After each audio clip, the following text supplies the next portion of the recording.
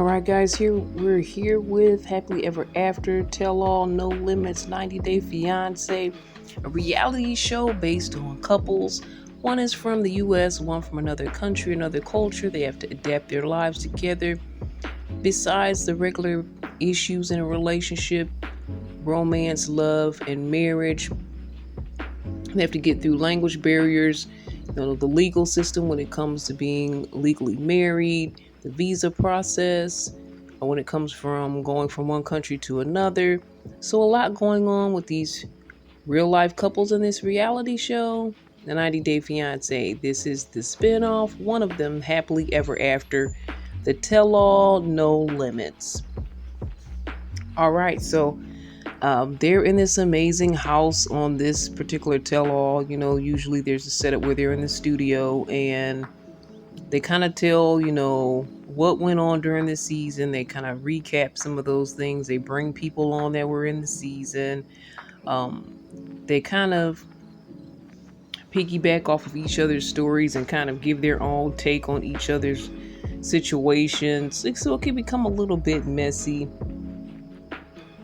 And this time they wanted to add the element of them all living in the house together so it can be even more messy, I guess. But we have, starting with Michael and Angela.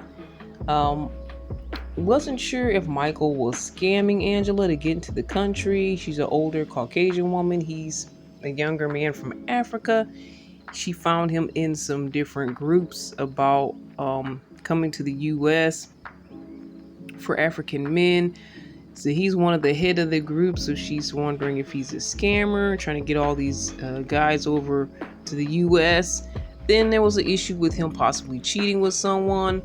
So she hired a private investigator, and he's been exonerated. Michael has not cheated. He's clear of all issues and charges that she knows of. He's not scamming. Is so I'm sorry, Michael, but I thought you might be scamming. But to see that you're not, I'm glad, and I'm sorry that you've had to put up with Angela because she terrorized the house, and she probably terrorizes you often as well. It's kind of a tough scenario for him to be in. There are people that get in relationships and they're beat up in the relationship the whole time, mistreated, disrespected, and all of this. And I feel bad for him, but there are people that get in these type of toxic relationships all the time where their partner can be abusive in different ways. So I'm hoping that he finds a healthier situation to be in. I'm sorry that he's been put into this. And she's constantly accusing him and all of this. Uh, and not to say he's perfect. He probably has his own issues as well. But from everything we're hearing, he's all clear. I don't think he deserves this type of treatment. And no one in the house believed it. And a lot of people have been on Michael's side for a long time. And I was on his side too, but the recent information about the possible scam kind of had me wondering. But you're all good, so I'm hoping the best for you, Michael. And a lot of people think the best for you is not Angela. Rob and Sophie, they kind of talked to that couple. Um, she's from the UK. She's only like 24. He's like 33, something like that. They say basically right now they're not together. They just had so many on again, off again issues. They don't have a sex life. After they got married, there was no sex life. She accuses him and has found proof that he's been online cheating. He was basically talking to other women, looking at videos or whatnot. And it seems like they should have kind of hashed this topic out because, as far as he's saying, he hasn't done anything recently, but um, she continues to bring that up. And he's talking about he might go back to LA in a couple of months. He said he's been friend zoned as a husband. Again, they're not intimate. I think she said they hang out and cuddle, and that's about it. They don't have anything else going on when it comes to their love connection. And she says she's not into angry or makeup sex, so they're not doing anything. There's no romance. Um, he left her a note one day. She's thinking it's romantic, but it was just a chore list asking her to clean up behind herself and to flush the toilet. And everyone's like, why is she not flushing the toilet?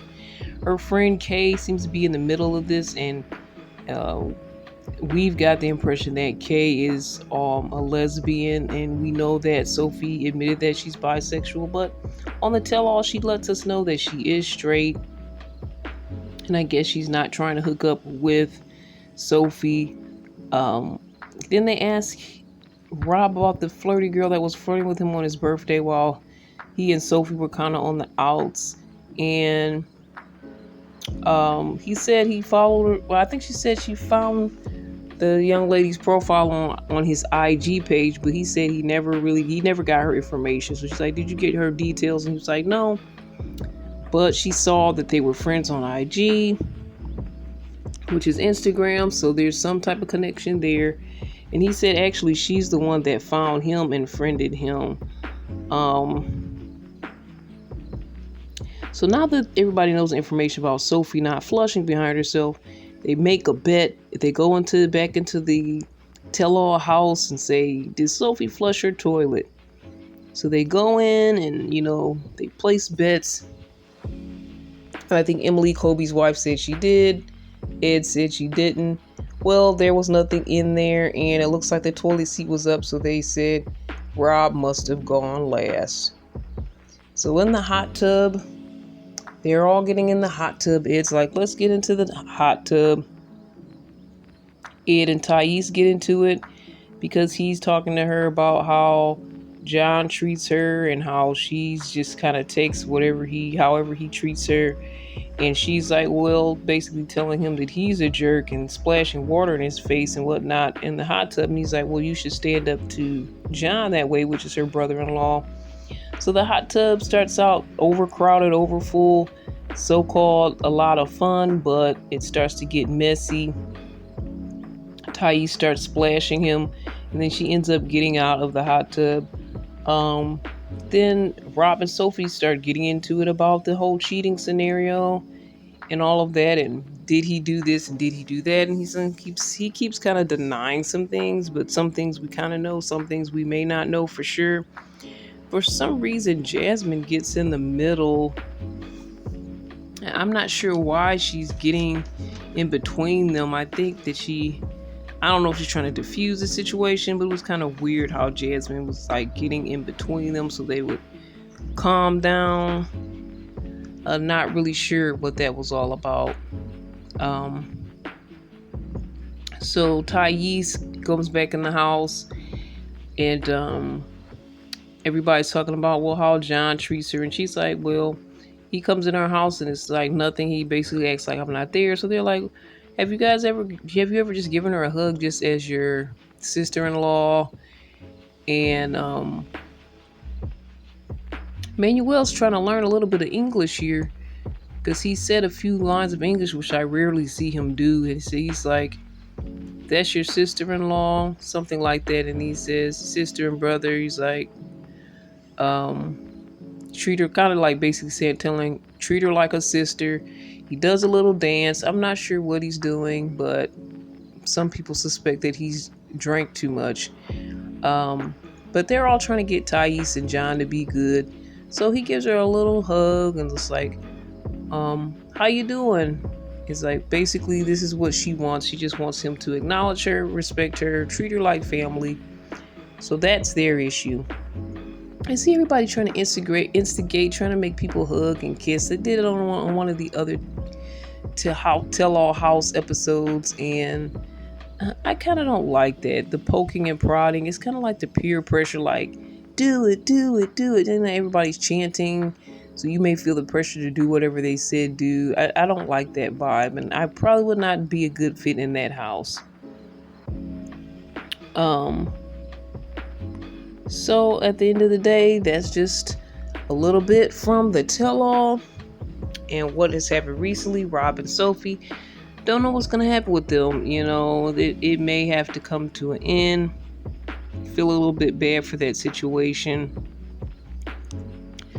But, I'm hoping that things work out for the best. And we'll talk again some more. 90 Day Fiance, happily ever after, tell all, no limits. Your place for faith, inspiration, community chat, and more. Tune into LICMC Radio at licmc.net. Spots available. Call 248-701-0885 for info. Touch and agree with us in prayer anytime with the Prayers Up Club. Visit cbiztvmedia.com and click Prayers Up Club.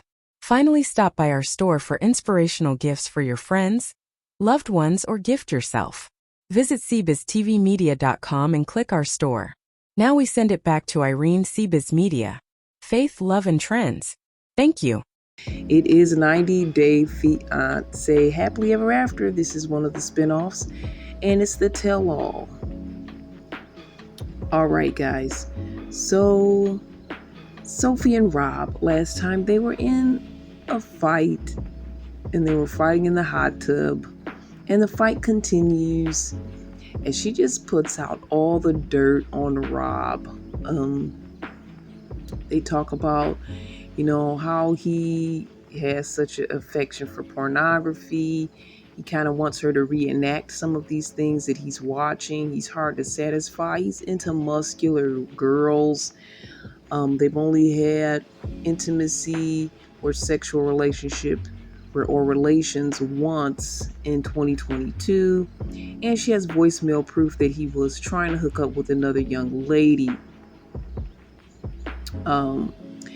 So they have like a big argument in the hot tub. And again, she's putting all his stuff out. They leave the hot tub. The argument continues. She continues to talk about him, but she doesn't have any of the receipts to prove. She's trying to call her mom and see if her mom had any of the receipts. But at this point, she has nothing to really back up one of her claims. And then she says, she kind of surprises us with this thing, telling us that she made a customized toy that matches his male anatomy, because I guess they couldn't be in the same vicinity. So she made this customized thing so they can kind of be together that way, and he can use his phone in order to control this device. So that was something that was a little surprising. Look at technology today, and maybe a little bit too much TMI, a little bit too much information, but that's something. Let's go to some of the other couples here. John has nowhere to sleep, so I don't know why John was invited to the tell-all house. This is, again, tell-all. The tell-all No Limits is the first time where they kind of have them all living in the house together and then going to the studio and talking about the aftermath of the season. So John is Patrick's brother and Thais is Patrick's wife. And, John's knocking on their door like, where am I supposed to sleep? I'm not sure why they invited him to the house and he has no bed. The house looks amazing, so maybe it just has to find a cot or something to pull up to sleep on. I've heard that there was a couch. Jasmine talked about the couch situation, so, he's just going to find somewhere to pull up and sleep. But I'm like, why did you guys do that to him? Why is he there? That's weird. Jasmine, they're at the studio later on at some point. Jasmine pep talks Ed. She's trying to tell him, he's not that bad, but he's not that good. And she kind of tries to tell him to be, I guess more of a nice guy. She does say a lot of what a lot of people feel that she doesn't like Ed. And yeah, I'm one of them. Don't really like him. Now that she's getting to know him, she doesn't like him less, but she's like somewhere in the middle, neutral or something like that. But she says, get your act together, or you're gonna die alone and your pets are gonna eat you. And that was the weirdest thing that I've ever heard anyone say. But Ed was like, well, Jasmine, you give me hope because you're beautiful and you're with Gino, so maybe there's hope for me. But she's like, yeah, it's really your attitude issue that's the problem. And she gives him a hug. So that was kind of a weird little connection conversation there. But yes, that happened. Jasmine and Gino, they're trying to work things out. They haven't been sleeping together, not even in the same bed, but they decided to do so because Jasmine was just tired of sleeping on the couch. As I said, they must have multiple couches on the grounds of this mansion, or tell-all house. It looks like a mansion.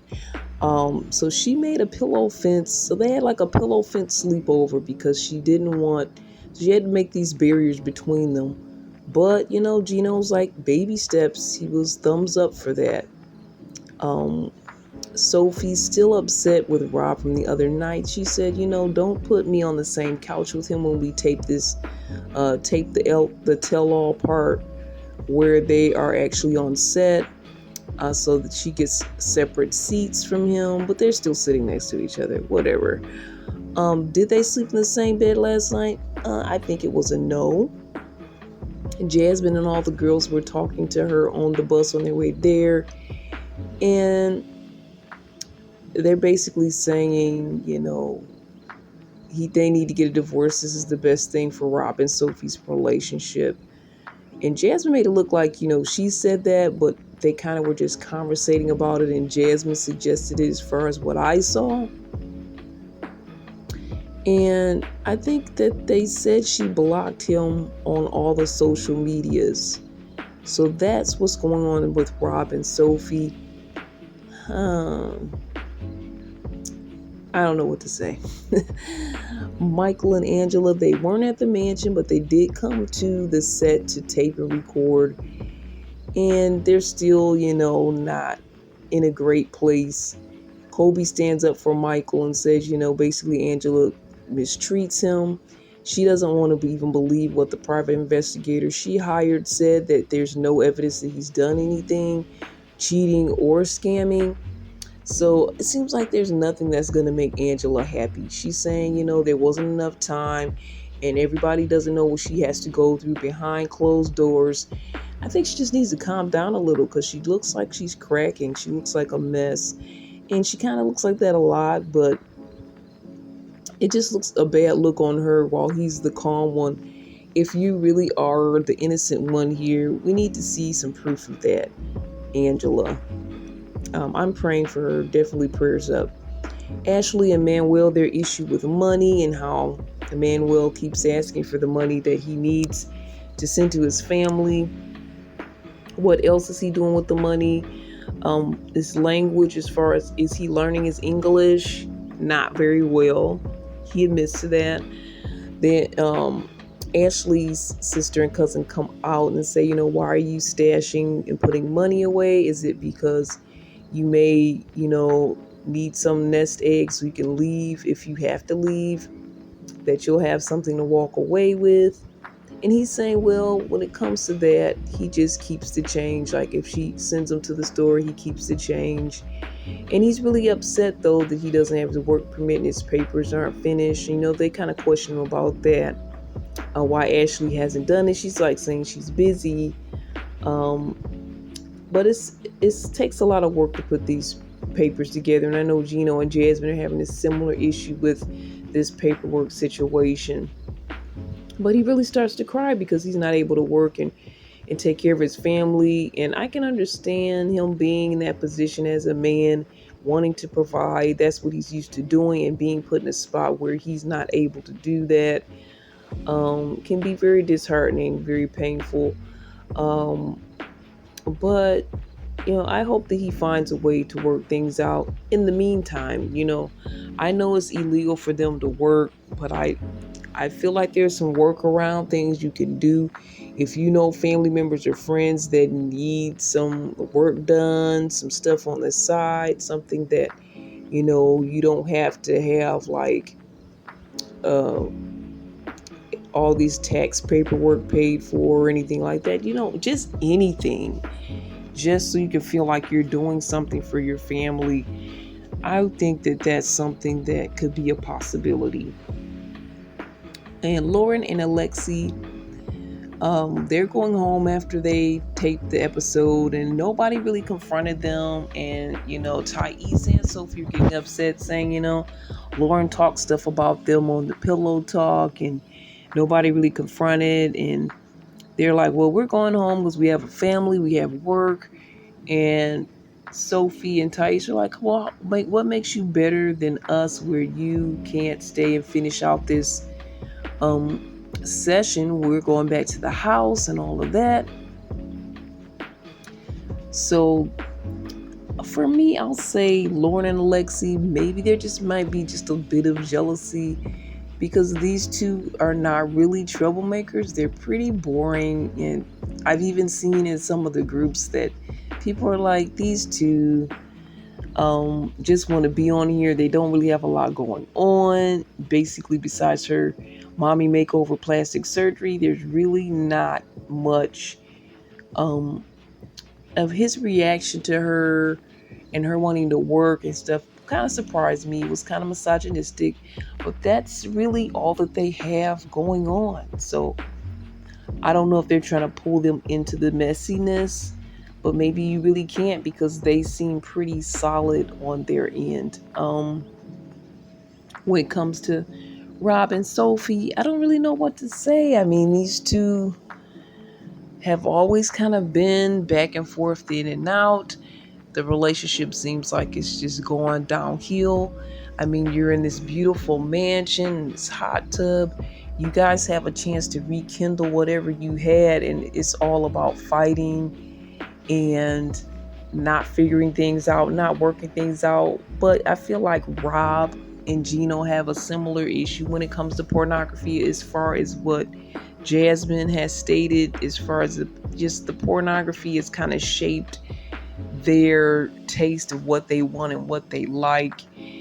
And I've seen how Rob imposed it on Sophie as far as how he wanted her to dress a certain way. And so, that can become really problematic, and the things that he's into, the type of women he's into, but yet he's going to marry a woman that's not what he is into when he's looking at pornography.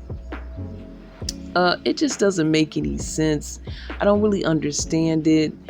I feel like some people separate fantasy from reality and like, this is my fantasy world, I'm gonna do this here, but in reality I'm gonna do that. And the whole pornography thing will be problematic in my point of view, because no one can really live up to all of those things that you see there. And it's just an issue that's hard to iron out. And her issue with him is just that he seems to prefer other women. He wants her to be a certain way. And that would definitely turn me off of the relationship and kind of make me feel like there's a wedge between us. I just don't see how they're going to get beyond this. They need to grow up. One thing that I see about men that I've been in relationships with, and I'm in an older generation than them, but it seems like they want the women to put on a show, put on a circus, be a circus act for them, wear what they want them to wear, do what they want them to do in bed. But what about us as people? Like, what about our day-to-day in our relationships and our connection with you? I feel like that's more important than this little so-called dog and pony show that they want us to just constantly be on for them. And it's unrealistic, and pornography just kind of perpetuates that idea that we are just a sideshow for them to entertain them whenever their beck and call is. And that's just not the case. We're people. We need to be respected. And if you're going to marry somebody, it's going to be ups and downs. It's going to be ugly days. It's going to be bad hair days. It's going to be hat days. It's going to be, I feel, fat days. I'm sorry I say that. I hope that's not negative to anyone, but it's going to be those days where it's not going to be pretty. It's not going to be cute. It's not going to be right. It's not going to be nice. And you got to care about that person beyond what they can perform and what they can be in your imagination. I think that we all kind of come up with this imaginary scenario of what we want our partner to be, what we think they should be, and in fact, no one can ever live up to that. I think a long courtship, taking time with that person, can really kind of be the answer to some of these relationship issues. This show, people at times may feel an urgency to get married because they can't be in that country with that person. It's understandable. They want to be close with their partner, and that can kind of push things a little bit faster. But honestly, we need to take our time, slow down before we even get to the marriage part, because if we can't do the friends, and I say friends first, if we can't do the friends, if we can't do the dating, if we can't do the relationship part, we have all these hiccups. Why do we think when we get to the marriage part that it's all just going to come together? That's not going to be the case. So that's my thoughts for the tell-all for this portion of it. We're going to talk more as we close out the tell-all coming soon. We're talking faith, love, and trends right here on CBiz Media. All the best. God bless. If you have any thoughts or comments, email me at cbiztv@yahoo.com. That's cbiztv@yahoo.com.